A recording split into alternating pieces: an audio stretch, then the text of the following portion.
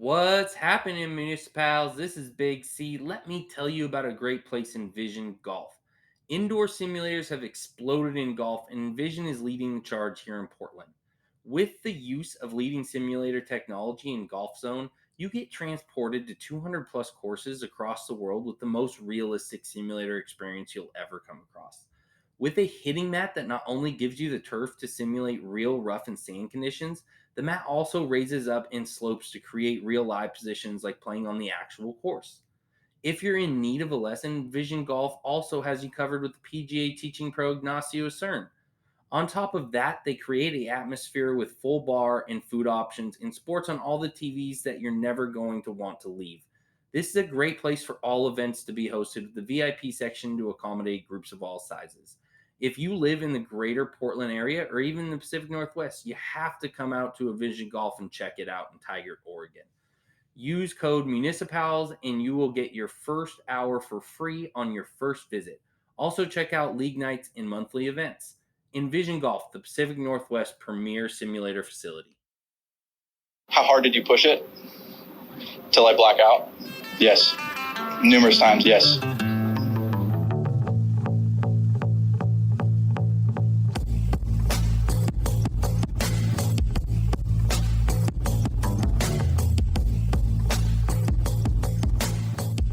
What's happening, MuniciPals? This is Big C, and we have Ashton.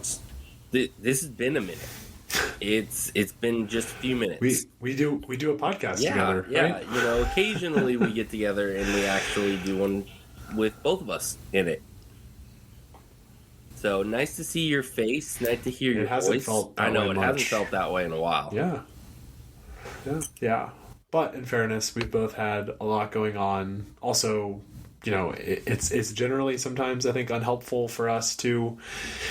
We're going to be doing this upcoming on some pods, but like when you've played golf with our buddies and you guys can actually have a dialogue on a course, that's I think always preferred. And even though I saw you, we played a course together when I was recently in Oregon. We'll talk about next week. I think one of the bummer things is like. I'm in great, like we've talked about this before, but I'm in great touch with you, but I miss you in the sense of like our golf lives just don't overlap very often. And so it's a balance of like, I want to jump on and talk to you every week, but like when you and JD or you and Bean are playing these places or me and Hussey or me and Jack, like it just makes sense to have more of a dialogue. But yeah, I think for this week, I just wanted to kind of, we talk a bunch, but kind of catch up with you a little bit on the front half. And then I played Stanford Golf Course today, and I can kind of catch you up on that round. I know you have played there as well, so we can have a little bit of a dialogue about Stanford. But what's kind of been going with you? I mean, I know like I guess we're not on baby watch, but like we're not on baby watch. Like how is how is baby Frankie kind of? Well, I guess not happening yet, but just give me the update on all things baby. Baby mom doing well. We went to our last birthing class yesterday, so that is all done. Learned all the things. So what does that mean, Chris? Like, what is a birthing class? So birthing class kind of teaches you everything about having a kid. I mean, it teaches you about the human body and what it does to be able to prepare for having a kid, to like actually having the kid, how I can help as the partner to be able to be there for her and be a support person. And so it's just like everything you can think of about having a kid. And I mean, it was definitely educational and worth doing. It definitely made me feel a lot more prepared to be a dad. And I mean, it's going good though. I mean, we've got about 2 months left. We're having the baby shower in about a week and a half, and it's gonna come quick. So I'm prepared, but really excited. Girl dad all the way. Gonna be a good time. Yeah, it's incredible, man. I mean, I can't believe I'm sure you feel the same way. I feel like time's flying in general. I mean, I can't believe we're, almost to October. I mean, literally last night I couldn't fall asleep, and I was Googling when does time, go backwards. My least favorite day of the year, and fortunately we're still six-ish weeks away from that. But yeah, it's crazy how fast time is going. But yeah, I remember when you called me to tell me, and now we're 2 months out. So super excited for y'all. But obviously, y'all's life is about to change forever in a beautiful way, but also like it's just going to change a lot. Yeah, it's definitely going to change and create more organization, but I don't think it's going to change in a whole. Us having a baby, that's the one thing we kind of talked about where we still want to do our things and be independent, but still be good parents as well. So, it's just going to take more planning and more strategy to be able to make things happen, but it's going to be the same, and it's going to be exciting to have her in our lives at the same time as we kind of evolve into that. Yeah, and so that's another blessing for Frankie. Hopefully, you're talking about words like organization. Hopefully that means that down the line when we book our next golf trip, Frankie will have a hand in making sure that the tee time is at 10 a.m. today instead of 10 a.m. tomorrow. So shout out to Frankie, not even born yet, but apparently going to make Big C a little bit more of a functional planner. I think it's hilarious for Frankie that I've probably booked 30 tee times for us on these golf trips, and I've screwed up once, and I get roasted for it every single time. I can already picture like Hussey's going to be in the chat being like, it's not once, it's twice, but no, it's. What was the second time? I don't even know. Yeah, I don't know. I'm sorry, Hussey. That's the only place that I've made the mistake. Every other time, that wasn't even where solid. It was. Was it? It was Terra-Lago, right? Oh, Terra-Lago. Did you make a mistake at Terra-Rahada? Did not make a mistake at Terra-Rahada. Okay. Yeah, Terra-Lago was the place down in Palm Springs that I made the mistake. But no, like it's just one time. And you fixed it. And I fixed it. And we didn't have to like scramble to find a last minute tee time in Palm Springs that day. No. God, even talking about a golf trip makes me. I got the itch. I mean, I've not been playing a ton, but like whenever I go play, I'm like, God, it'd just be great to like have a little lunch and go play again. I mean, I miss it. But okay, so that's personal. How things been at work? I mean, I know like a lot of we've had a lot of like OEM kind of club drops and stuff. The new Strixon stuff. Have y'all been busy as people have kind of dropped, or as OEMs to kind of drop new stuff? We picked up a little bit when the TSR stuff got released from Titleist. I mean, Titleist is one of those brands where they just have loyalists where it doesn't matter. Anytime they release anything new, they buy it. And they don't even get fitted in it. They just purchase it. It's just the way it goes with Titleist guys. So new drivers come out. I mean, we probably sold 15 in the first like 10 days that they came out. And so that's great. Most stuff is going to come out Q1. You're probably seeing a lot of release pictures of stuff guys are playing on tour already, but you're probably not going to see it until February.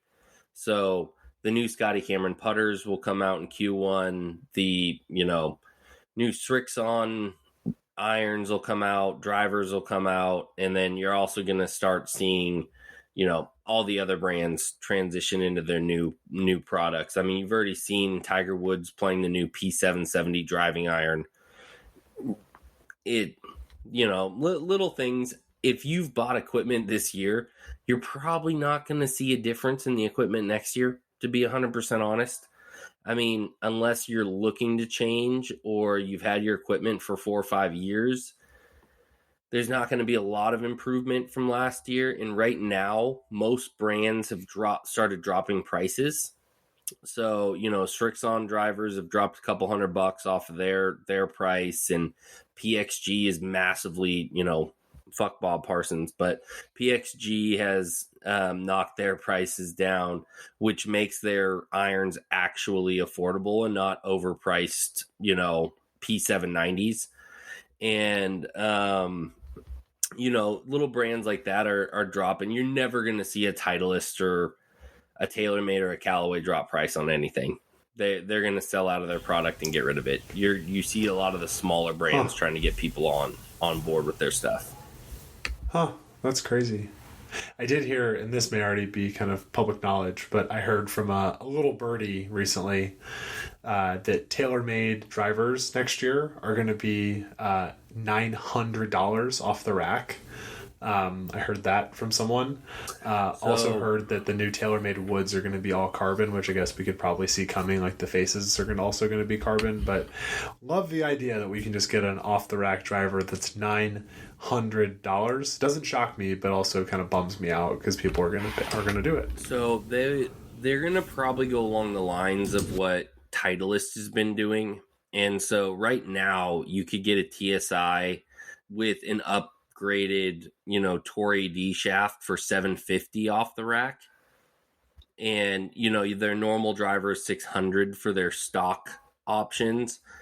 And so I'm sure what's going to happen, and you can actually get basically an off the rack. If you go on TaylorMade's website and pick one of their upcharged options, I mean, you can get a lot of their upcharged options will be close to $900.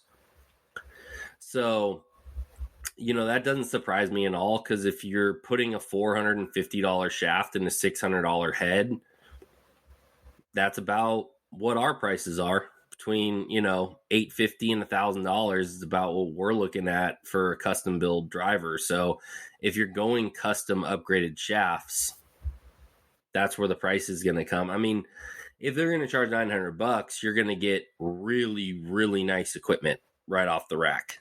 But I think they're just seeing companies like what I work for at Club Champion. I think they're seeing the want from customers, but not all customers want to pay a fit fee to be able to come in, but they want the premium options.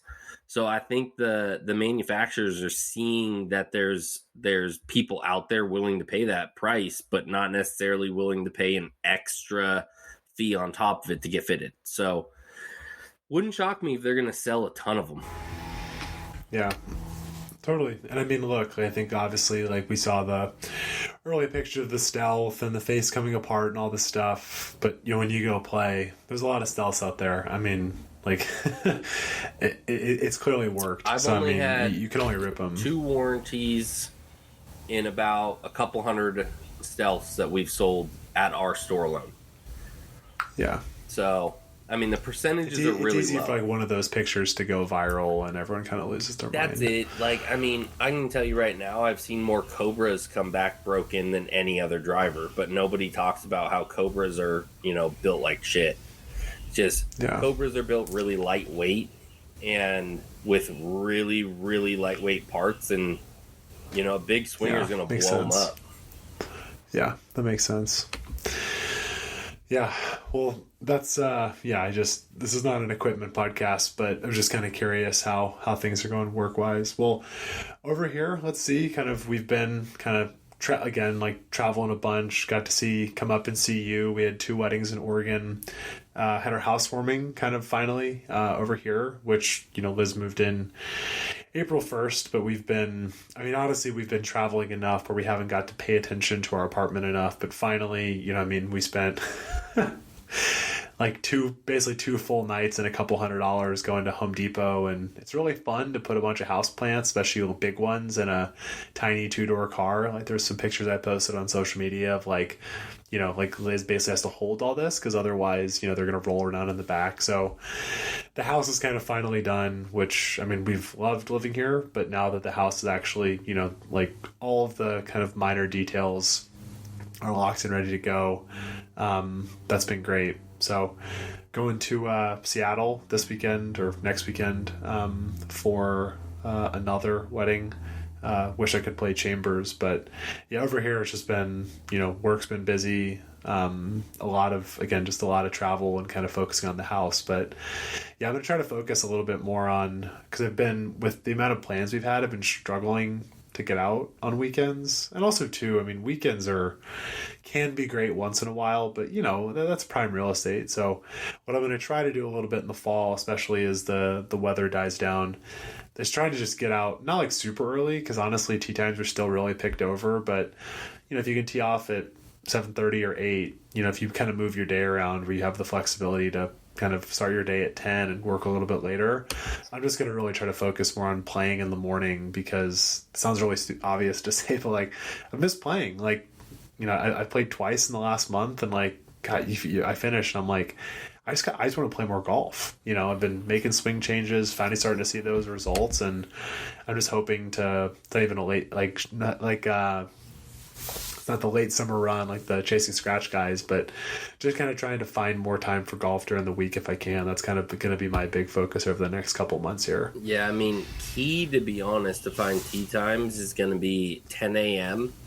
because that's when football starts.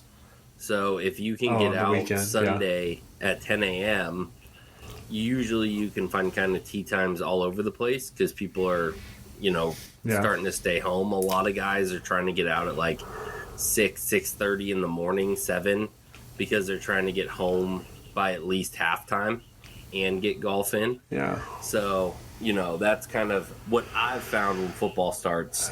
But we're kind of in the same boat with you. We're going this weekend. We're going to Tahoe for one of my best friend Melissa and Ben's wedding, and we had some crazy shit happen to us. So we were supposed to fly out of Eugene to fly to Reno because they're having their wedding in Tahoe, Truckee area, and we were flying out of this small airlines and called like something Jet. I know the company's called AHA or some shit like that. And some really small plane. We found some crazy good deal. And so I wanted to play golf while we were down in Tahoe. So I was like, babe, let's look it up and see how much it costs for me to fly, or if even possible, to bring my golf clubs with us. Yeah, they're like, sir, this is an amateur pilot. There's no luggage. Like, sir, anything other than the carry-on, like, you're fucked. I don't know what to tell you. That you're not allowed to bring this anything. Plane is made of paper mache. You gotta be very careful. So we were just trying to see if we could find availability, if it's okay for me to even bring them, because I didn't want to get there and then have to leave them in the trunk for 4 days. And so we look it up, and then we notice the airlines went out of business at the end of August. So we're like, whoa, what? And we booked our flights on... No email? No email, nothing. And we booked our flights through Expedia. So, and Expedia never hit us up, or they didn't contact Expedia to tell them that it was canceled or anything. Wait, in the middle of this travel boom, an airline went out of business? They must have wrecked into the Reno Mountains or something. I don't know what happened, but we're then like, oh, what the shit? What do we do? And so we call it... What the shit? Yeah, what the shit? Yeah, so it's a what the shit moment. Dude, it was crazy. So we call Expedia. We talked to a nice lady on the phone, and we were just like, look, like, we're a couple days out from where we're going to fly. All the flights that we're finding right now are like 3-4 times the price that we would have to, than what we paid for. And the airline went out of business. And like, what can you guys do for us? And they were like, well, we're a booking site. We just are like a third party that books flights for people and like hotels. But you booked us on a flight airline that doesn't exist. And I told him that, and I was like, we can't get a hold of them. She couldn't get a hold of them. And so she's like... Because they're out of business. Yes. And that's what we keep telling her. We're like, sir, she's dead. What do we do to be able to get our money back, or at least try to book another flight? And so we're still fighting back and forth with them about that. It looks like Expedia is probably going to refund us our money, which doesn't help us. But I would hope so. At this point, we're going to have to drive to Tahoe from Salem. What? Yep. So what happened was we were going to fly out Friday afternoon, now we're going to drive and leave Thursday night, so tomorrow night, drive halfway to Klamath Falls, like Crater Lake area, spend the night. I'm going to play golf in the morning at the Arnold Palmer track at Running Y. You're a psychopath. And so I'm going to get some golf in. Here's the real question. Was this airline your airline that you intentionally went out of business so that you could play golf? Is that what this was? Wait, also, isn't Maggie supposed to be in Kauai? No, she goes to Hawaii next week. Okay. Yep. Okay. So she goes to So I was Hawaii. like, that's something you got. Yeah, she goes to leave. Hawaii next week. Okay. And so we're going to drive down. We're going to stay in Crater Lake. I'm going to golf in the morning. Then Friday, we're going to make the last 4-hour leg down to Tahoe because it's 8.5 hours long. So Thursday night. The whole trip? What's that? The whole trip's only 8.5 hours? Yeah. That's not that bad. For some reason, I thought you were going to say it was 13 or something. No, so you cut across Oregon, basically almost go to the tip of Nevada, and then you cut down, and then you actually cut into Reno, and then back into Truckee, California. It's weird. So we're basically having to go through 3 states to get down. I mean, honestly, you guys will probably. I know gas is still expensive, but you're gonna probably have to rent a car. All things being equal, it's probably about the same. But you also have the story of it's like a tagline. It's like our airline went out of business. I didn't see that coming. Airlines fully did not went know out of that business. story. Fully went out of business. You'll definitely have to, no free ads, but you'll have to do the opposite. You'll have to shout out this airline and be like, well, you said, aha, that's a sparkling water that Coca-Cola makes. So I want to know what the name of this airline actually is, because that's an incredible story. Yeah, no, it's called AHA Airlines, but they're ran by some other brand called something Bullshit Jet Incorporated. Yeah, I don't know. It's some fucking stupid ass name. And so they used to do running flights to Reno, Tahoe, Vegas, all these gambling places from Central Oregon, this smaller airport in Eugene. And yeah, that was a mistake we made, and I will never make that mistake again with going with a small airlines that I've never heard of.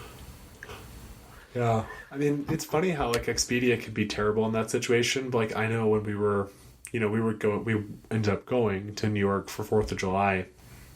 Flights through any of the major carriers at that point had a comment in them. We were going to have to drop more than $2,000 to go to New York, and so we just weren't going to go.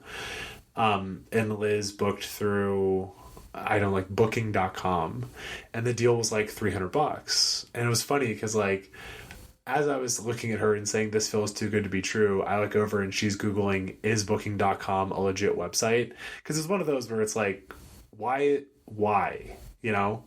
but it worked for us. So I mean, it's kind of a weird situation where even when we got a good deal and it worked, it felt wrong. Because why is booking.com, but why is United allowing booking.com for us to save $600-700 a piece?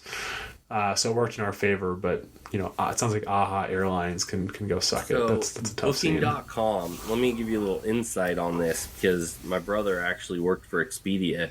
So all of those websites like hotel.com, booking.com, Expedia, they run just like Golf Now. So if any of our listeners has booked a, tee time through Golf Now, the way Golf Now actually makes their money, not only do they charge the golf courses for advertising, basically posting about tee times and posting in when you say you want to pick a tee time in an area, they'll actually show you all the golf courses that are paying them to advertise for them. In that contract, what the golf courses have to do is give them discounted tee times that they can do as the Golf Now deals. The golf course gets none of that money. So when someone books a Golf Now deal or a hot deal or whatever they call it, 100% of that money goes to golf now. None of that money goes to the actual golf course. So they go, hey, we'll discount your advertising if you give us so many deals that we can post.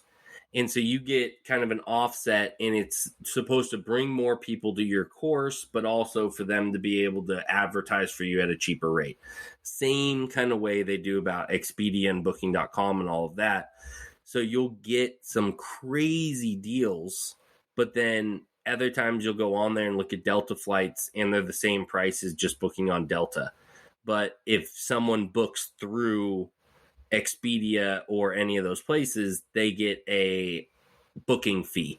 And that's something that you see added on the back end. It'll say it's the same amount, but then a booking fee gets added on the back end. So yeah, you'll catch deals, but the airlines actually probably didn't make any money on your ticket.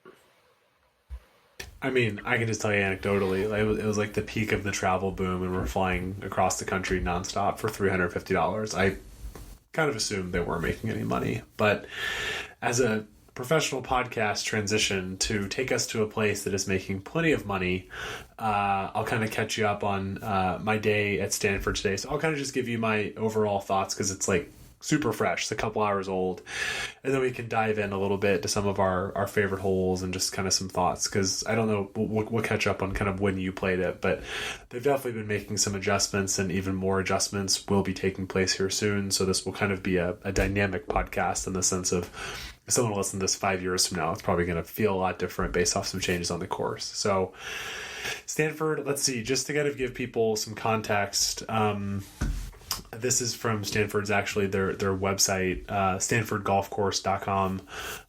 Also love that, stanfordgolfcourse.com, where they have their own URL. One of approximately 30 college courses in the country, which felt very low to me. I guess also because I went to a school that had a golf course.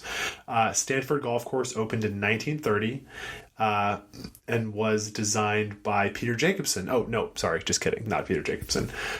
Famed architects George C. Thomas and Billy Bell Jr., which is like pretty good. is that any good? West Coast, like architect aficionados.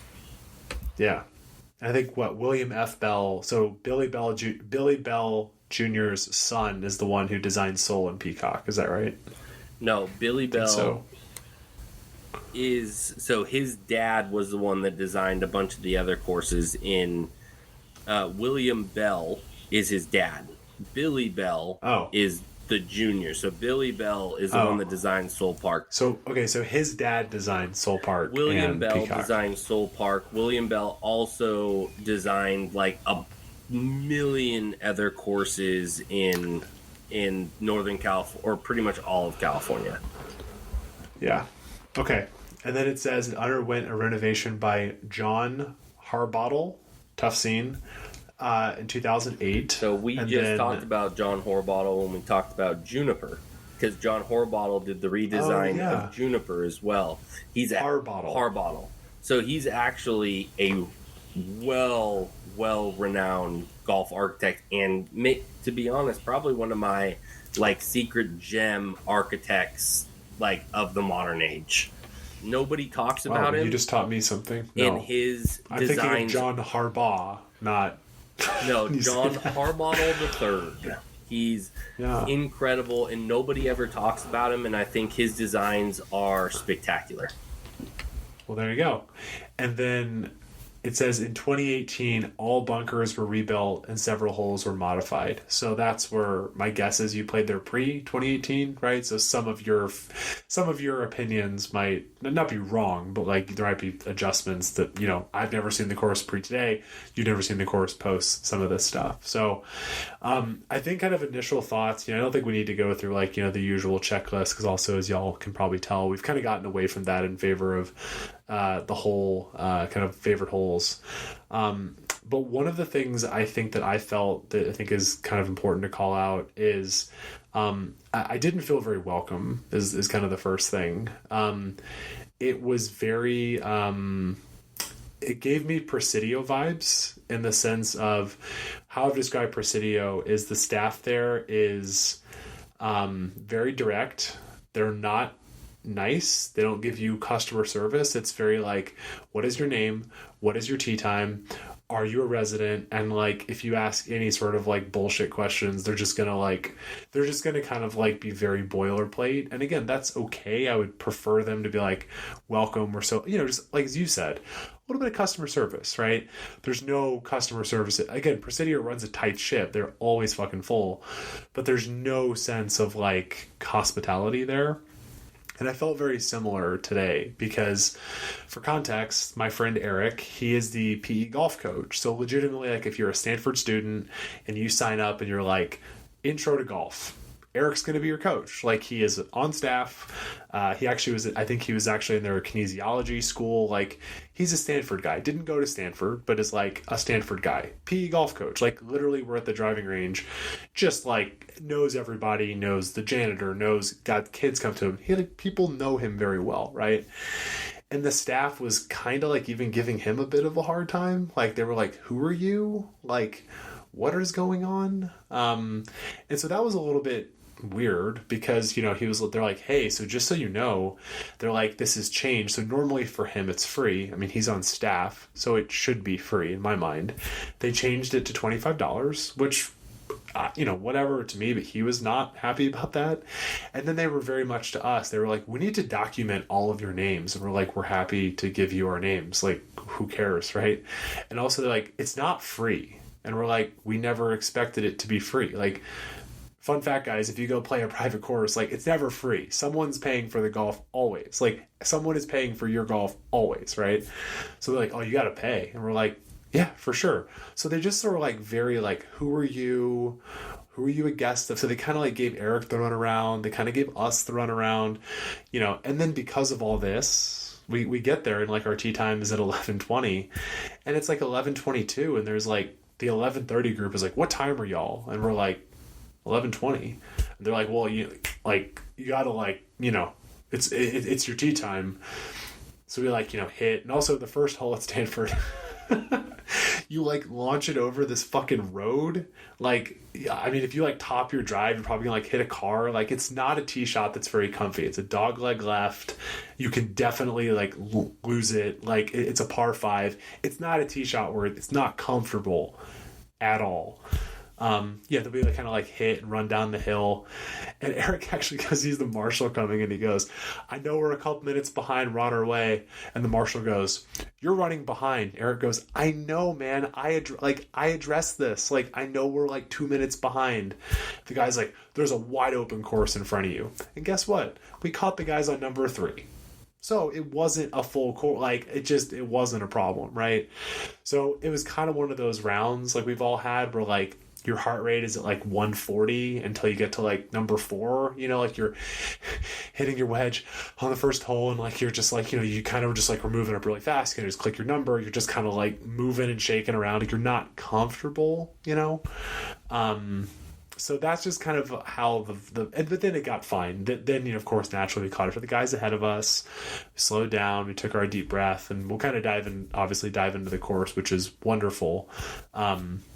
But that's kind of how the day started a little bit, which again was so funny because the driving range is actually not connected to the course. It's across the street. So it's kind of where everyone hits balls. So that place was awesome. Felt very kind of open and welcoming. There was a Titleist rep at the end helping some people. People were hitting balls. There looked like there was I don't know why it was artificial, but there was like an artificial putting green. It looked like a great place for people of all shapes and sizes and ages to learn golf and practice. But then you kind of got over to the course and it was more of like, what's your tee time? Who do you know? And also it was just funny, I was like, just, not like eavesdropping, but while one guy's checking us out, the other guy's like, Stanford Golf Course. And you could, he was clearly talking to a dad, which like, this is some like king shit from the dad. Like, cause the guy was like, he's like, your daughter's a student? He's like, yes, she must be present with you. He's like, she must like have golf clubs. She must like be in the cart. And I was like, they're taking this seriously. Like if this person, like not only it's not just like, hey, Stanford, I'm paying you like $100,000 to send my kids here. Your college student needs to be with you. And it says on the fucking card, I'm looking at it right now, 5 sims are not allowed. We don't like that. and each player must have his or her own set of clubs. So like if your daughter or son or daughter doesn't play golf and you want to go play Stanford, I think you got to like rent a set of clubs or like something, and it's kind of a charade, right? And it's like it'll only be $13 for your daughter, but sir, you have to pay, and it's going to be $65, and it's just kind of like. He's like, we can only get you off after They're 4. also making so you can $65 to a guy that's probably paying, like you said, $100,000 a year to put his kid through school. Like, that's a big thing. $65 is an average rate for a public course in the Bay Area. Well, I was going to say, I think that's actually even low. So, I mean, it just wasn't a big deal. I mean, but I think it's more of just like the assumption of like, you know, like it's like check the box of like, should you even be here? And then it's like, well, it's not free.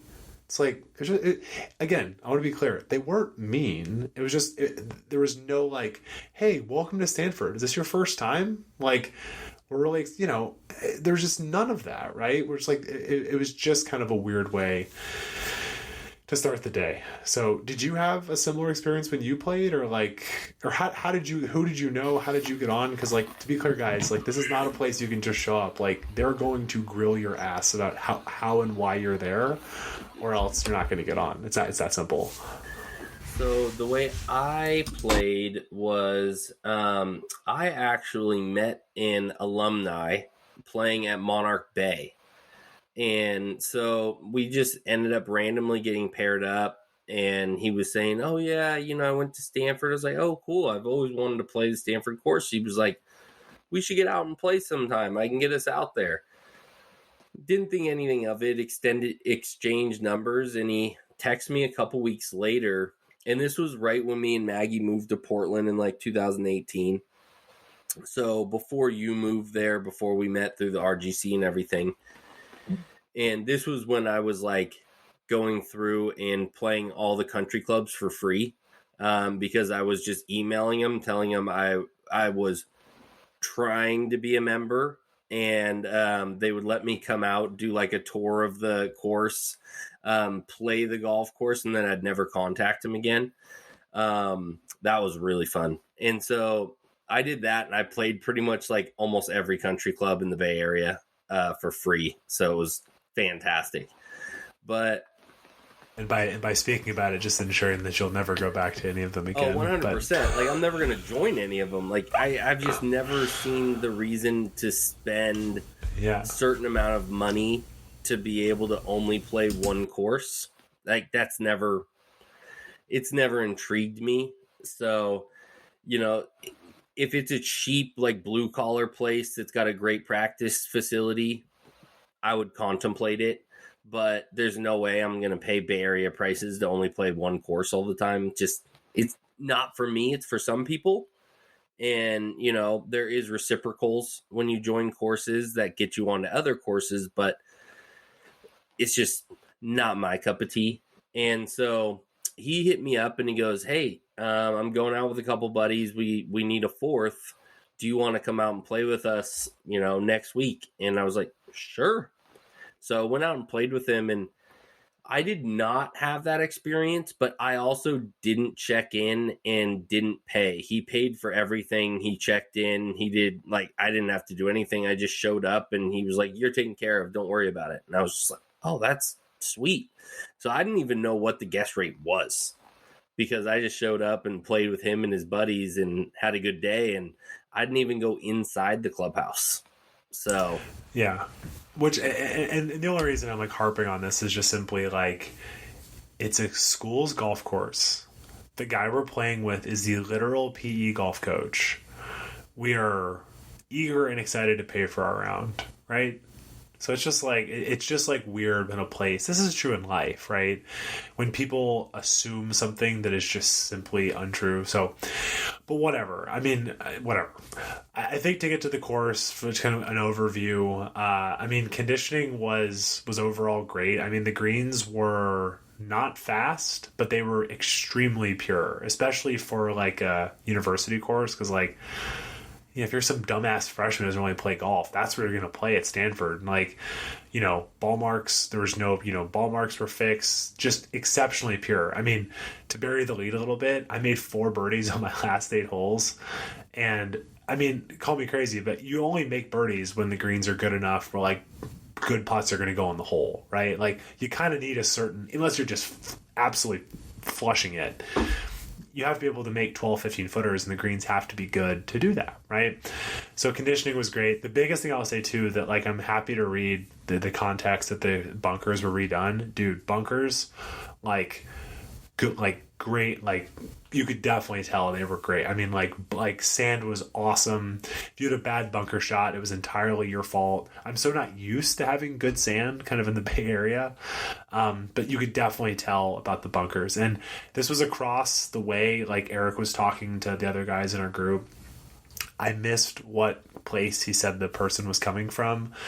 But apparently the big thing that's happened in the last year is they have a new superintendent, because apparently their old superintendent, Eric said, his philosophy was not to aerate, which we're not even going to discuss that because that seems stupid. What he would do is just throw sand all over the greens. And so like it was sort of like a passa tiempo issue where like there was crazy sand buildup. And so that's where, again, I'm talking to my ass here. It sounds like they might be doing something with the greens at some point because they've been just chucking sand on greens and not aerating them. So like, again, that's something I don't know enough to actually discuss that. But the big thing Eric said is the course is noticeably different after the superintendent, because God forbid they're using like modern, not even modern, just like they're using like real superintendent agronomic practices, right? So they're punching, again, greens were great. Fairways were too. The only issue with the fairways was, it was a little, God bless the rain that's happened down here, but like a number one, I just smoked my drive and my ball, you could see my pitch mark in the fairway, which I have not seen in a long time in the Bay Area. So a little bit soft. Rough was great in the sense of like number two, I kind of pulled it in the right rough and I tried to like hit a strong 6-iron out of the rough and it shut my face and I yanked it. Like the rough was penal, and then when you were hitting it with a lighter club, like it was actually like, there was flyers and stuff. So the rough was not Harding Park, but it was definitely, it made you think about it, which I appreciate. Sometimes rough can be very like whatever, swing harder. You really had to like assess, like, is this going to jump? Is it going to sit down? Or like number two, the lie was bad enough. I had like 180 yards out. I really probably should have just gone like pitching wedge and tried to get up and down, like by hitting a hard 6. But like I like that, right? So conditioning was awesome, and God, like, just being able to be a student and have that be your course, absolutely awesome. And we didn't get to see kind of what they call the varsity golf area, the practice area, but it's supposed to be like greens like Augusta, all different kinds of sand, like really helping kind of the students, or specifically the college golfers there get a lot better. So that was awesome. And the last thing I think to share before we dive into holes is the course is hard. It's a par 70. The tees we played were only 6,213 yards. Sounds short, is short. The rating's 71. So, that's hard. And then the Cardinal tees, which when I looked at the thing, I was like, oh, Cardinal tees, yeah, 67. That's not that bad. Cardinal tees are 73.7. So, that's really fucking hard on a par 70, right? It's funny because I don't necessarily agree with that in the sense of like you and I have played Green Hills, the wonderful Alistair McKenzie track, and like the back tees there are like 69 something. Like that course is way harder than the number. I think the course is easier than the number. I played well, but like I shot 75 today, and like I don't know, like it wasn't like brutal.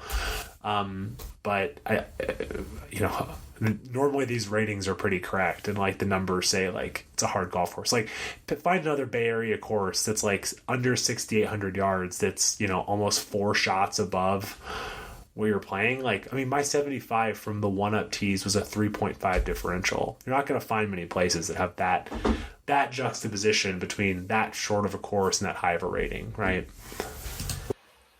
And those are kind of the courses that I talk about. I would love to see pros play more, where I think if, there's more penal, areas, tighter fairways, longer rough, more, grown in trees where they can't take corners. I think that challenges people to the point where it makes you hit golf shots and not be able to just utilize the forgiving clubs that are available to you now and just hit it as hard as possible and eliminate the architecture of the golf course to be able to overpower it. That's one cool thing about Stanford. I noticed it's not a course you can overpower because the trees are ancient and they're massive and they're in your way. I mean, we're going to get into talking about number 12. I mean, probably one of the hardest par fives I've ever played in my life, or par four. I'm sorry. Yes. I mean, for context, 474 from the Cardinal Tee, 442 from where we played today, and there's like 2 trees in the middle of your landing area. Granted, after the fact, I asked Eric, and he said you just blow the cheat there is you just blow it way left, but. Yeah, 442 yards with 2 trees in the middle of the fairway and like a crazy undulating green. Like, it's a fucking hard hole, man. It's a hard hole. Really hard. But I agree with you, Chris. I mean, it was funny because there were some times where Eric was like telling us like, oh, driver's the play here. And like, that's his opinion. Like, having played there on those holes, driver's not the play. Because to your point, it's like you're going over corners and totally guessing about like, even if you've played there, like how much do you bite off? Where, one of the guys in our group hit like kind of a wipey cut on one of those holes and he hit it OB. And the hole's like 300 and it was like 310 downhill to the front bunker. After we'd played one of those similarly, I was like, I just hit my 215 yard hybrid and hit, a little chippy pitching wedge in there. And I was like, that's it, man. I'm not going to fucking try to smash driver over a bunch of trees, totally guess where it is, potentially hit it out of bounds. But it's honestly, I think, probably a great course for college kids because, as we know, the game's gotten so much younger and it's hit driver everywhere, hit it as hard as you can. And, like, I mean, I'm sure, those college kids who know that place really well are doing that.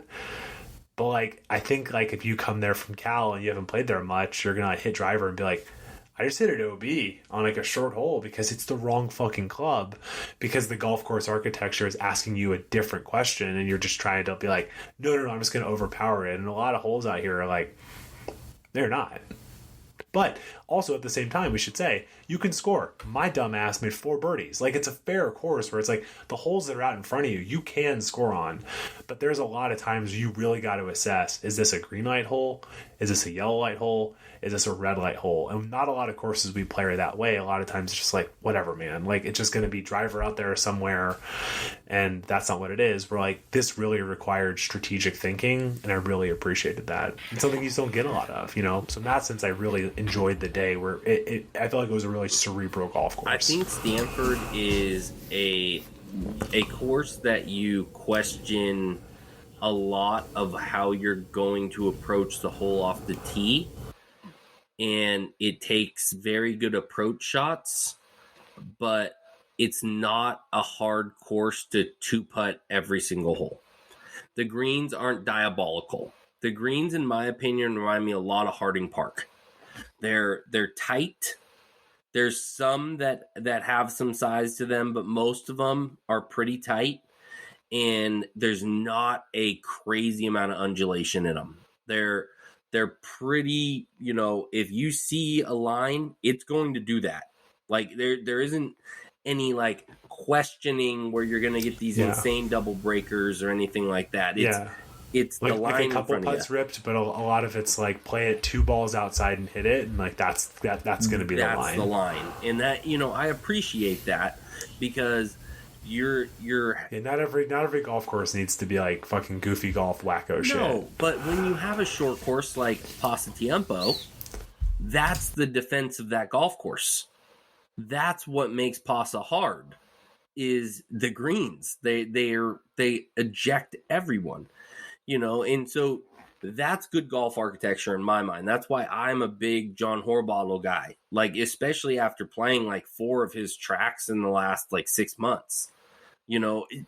I really appreciated it because he has a wide range and he can adapt to any type of golf architecture. Where like Juniper was, a desert landscape that felt parkland, but the greens were very, Pasatiempo, Green Hills esque. And that was the defense kind of at Juniper. You had to hit a lot of blind shots, but also really know where to stick it on the greens. Where this is more of, you have to be strategic off the tee to place yourself in good positions to be able to hit a good approach shot. And if you hit a good approach shot at Stanford, you're going to score well because you're almost guaranteed a 2-putt every time.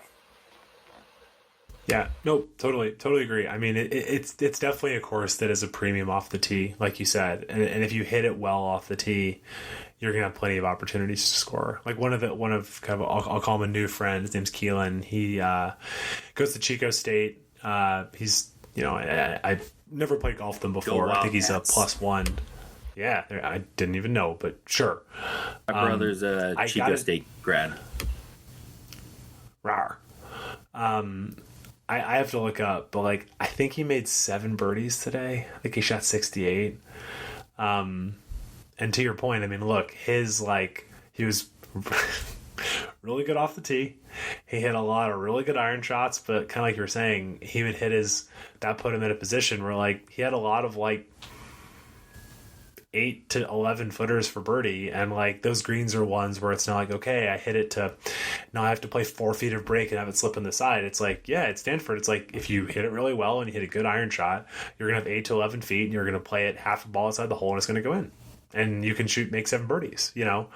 I mean, I think in our group, and I made 4, he made 7, Josh made we made a lot of birdies today, and like again, they're good golfers. I'm like I think Josh is scratched, and this guy's like Keelan's like couple +1 +2, Eric's like a 2. It was a good group, but like I think it does say something about the course when you can make that many birdies, right? Because there's courses we've played where it's like there's not that many birdies to be had because like Pasa, right? It's like you can get Pasa, but like you absolutely have to be putting off your ass because like you might have a 3-foot birdie putt. You have to play 3 feet outside of the hole. And like, it's just really hard to make those putts. So yeah, but to get, I don't think we need to go 3-3, Chris, but I think the big thing I just want to say is the front 9 is good, but the back 9 is like truly awesome. I mean, I think for me, maybe not my 3 favorite holes, but I think just a magnificent stretch for me, 10, 11, and 12. 10 is Absolutely. Basically straight.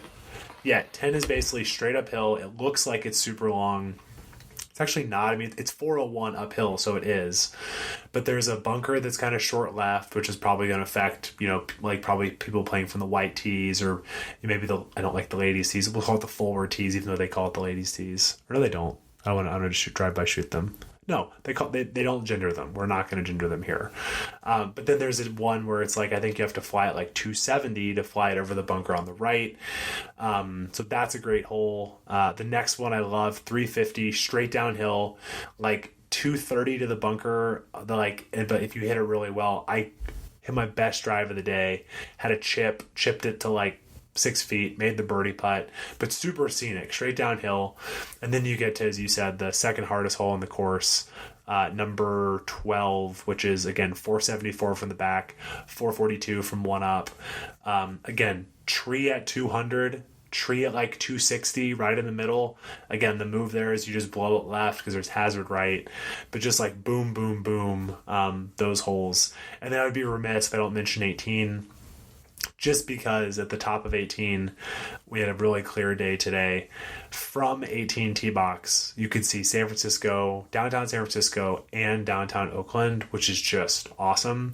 When we post this pod, I can kind of post the picture I took. A little grainy, but I mean, as it says on the StanfordGolfCourse.com, you're 30 miles from downtown SF, and like on a clear day, you can like make out the Salesforce Tower.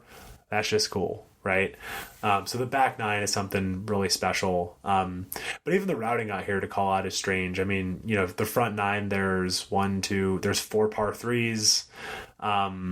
And so it's just kind of a quirky, interesting golf course. Like, and again, man, if I was a Stanford kid or alumni, I would just beat this place up because, selfishly, I mean, I'll get there one day, Chris. Like, I like the UGA course more, but like, that's not to shit on this course at all. Because, I mean, it's, you look at the architects, you look at the renovation, you kind of go and hit shots out of the bunker, and it's like, this is just an awesome place. I just wish they were a little friendlier to us. But like, would love to go play there anytime because it's a great place. My whole thing and what really made me, feel excited to play Stanford was, and it's like anytime you get to play those special courses that have had certain people play and walk on those grounds, it just feels special. And you kind of think about it while you're walking the course and playing the course, and you're just like, dude, Tiger Woods was fucking here for a few years. This was his home course. This is what he played on a daily basis. This is the range he practiced on. Like, Nota Begay, I mean, Michelle Wee.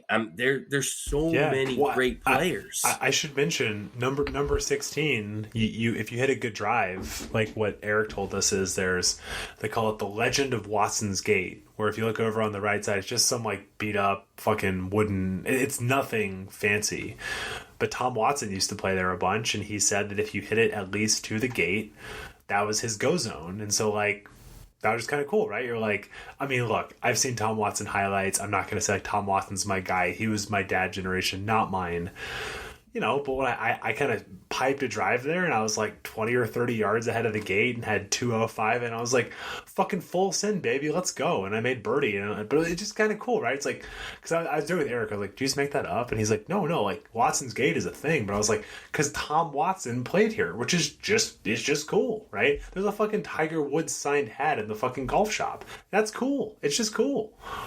Yeah, and those things get me really excited. And that's why, that's pretty much the reason why I love playing Harding Park, is because that's where Colin won his PGA. Like, that's where the Ryder Cup was held. Like, the history behind Harding. Wait, the Ryder Cup was at Harding? Really? Yeah. No, I'm sorry, President's Cup. Okay. President's I was going to say, people are getting our ass about that. I was like, I don't think so. No, President's Cup. Let me backtrack that. That's the one where Tiger hit the shot, walked towards the shot, and nailed it within like 8 feet. Yeah. No, I apologize, guys. Not the Ryder I Cup. should know that because we're in President's Cup week too. And I've only seen that like replay about 45 times on Golf Channel because that's catnip bonanza. And but like, that's the reason I love it. I don't think Harding is an intriguing golf course. No. But I love stepping foot on Harding because it's a hollowed ground in the Bay Area. If you don't get like a feeling, like literally like Nick, I've described it to Nick does not like, nor should he like want to pay what it's going to be there. He wants to play Harding because he wants to try to hit the Morikawa drive, which is sick. It's really, really cool, right? That's also why really, these really golf cool. course can charge what they want to charge. This is why Torrey destroys outside of San Diego residents, because we all want to come hit John Rahm's putt. We all want to hit John Rahm's putt. We all want to go to the place where Tiger won his comeback major. Like, we all want to play those type of courses, and that's why Pinehurst charges $650 to play, and Sawgrass charges the astronomical amount they charge. But that's what's cool about Stanford, and I think that's what I enjoyed most about it. I don't particularly remember everything about every hole, but I do remember all of those things as well. Yeah.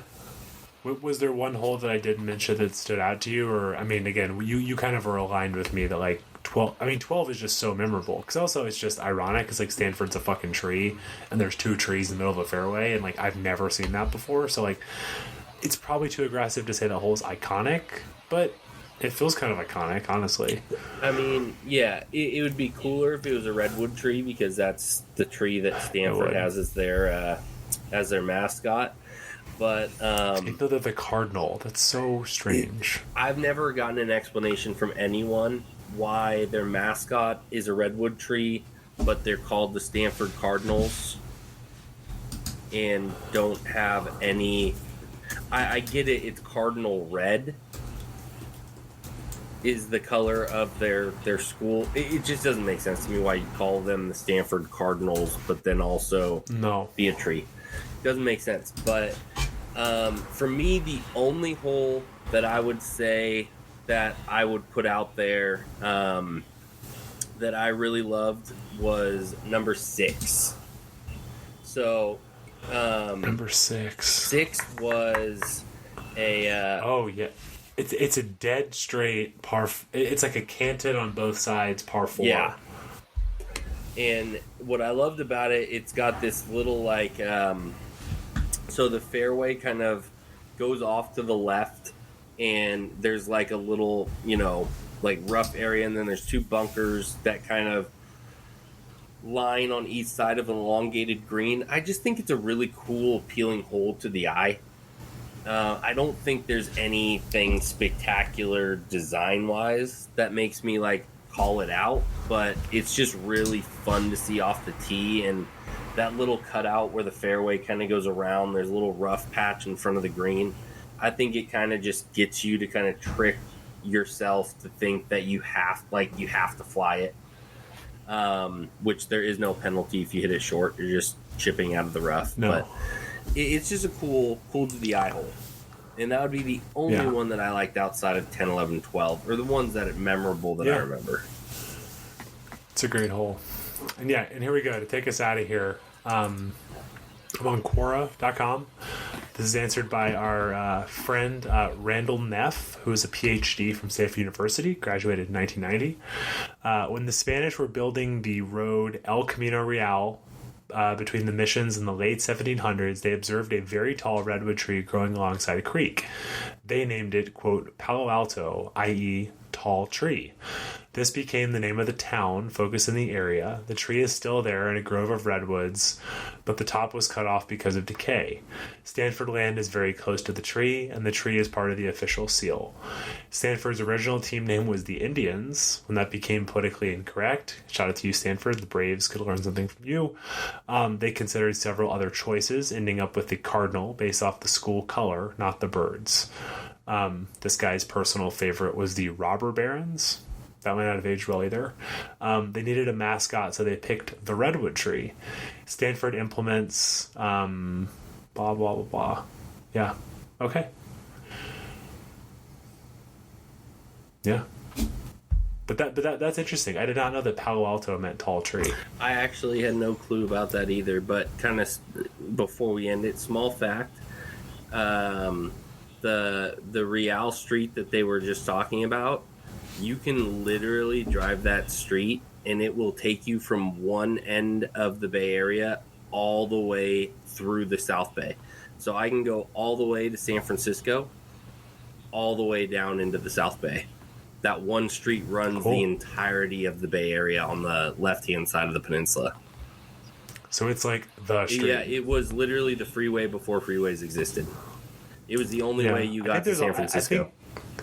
I think that's also, I should know this, but I think that's also where like all of the VC firms, like all of them are like along El Camino Real, I think. Wouldn't surprise me. But yeah, but we're not a tech podcast. We're not a tree podcast. We're not an equipment podcast. We're just 2 morons talking about golf. So, but Chris, this was fun, man. It's great. Just again, I text you all the time, but it's I've missed doing this, and I'm just ready to play some golf with you again soon. But next week we'll talk about Quail Valley, which was certainly a fun round. You beat my butt in the match play. I'm excited to dive into that with you next week. Yes, sir. Have a good one, buddy. You too. Peace.